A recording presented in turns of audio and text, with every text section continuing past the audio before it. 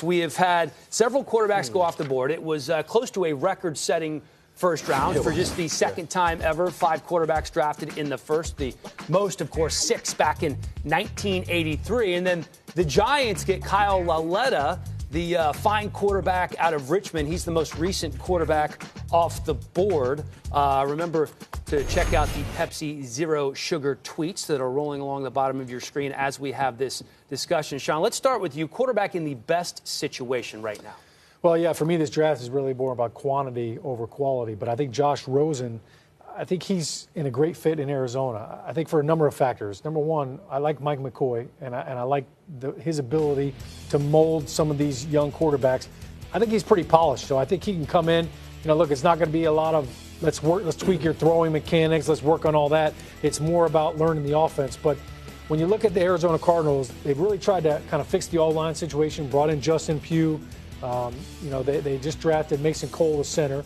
They drafted a wide receiver in Christian Kirk. So this offense, I think it looks pretty good. And for any quarterback to now have Larry Fitzgerald out there as your security blanket and David Johnson and every down back, I think offensively, scheme-wise, I think it's a good fit for Josh. Yeah.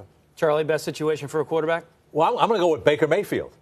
Hey, you win 2 games, aren't you, Mayor? Won 1 game in 2 years. So you go in there. A lot of upside. A lot of upside. Now, but they've done a good job, John Dorsey and company, is getting the roster better. At running back, you got Carlos Hyde. You've got Chubb from Georgia there. So you've got 2 good runners. Now, you didn't have that before. You got Jarvis Landry as a receiver. Most receptions in the NFL last year. Why is that important? Where he plays slot. That's your go-to guy. You've also got a tight end in Njoku from Miami. I think this guy's a very talented player. Josh Gordon, a wide receiver. So you've got some weapons, and you're going into a situation where this bar is very low. And, hey, people will be thankful for anything. Plus, he's a mobile quarterback. He can make plays off schedule.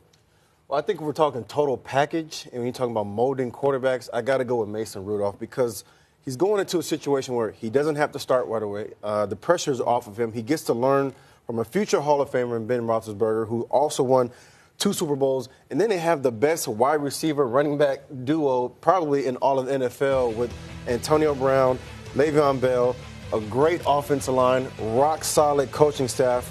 And then when you look at the influence of Hines Ward on Antonio Brown and how that evolved into where he is now, they have a tradition of excellence with the Pittsburgh Steelers. So I feel like a lot of stability there. A lot of stability there. No pressure. Bringing in a guy like this is the future with Mason Rudolph and James Washington, which is another guy who he threw a lot of touchdowns to.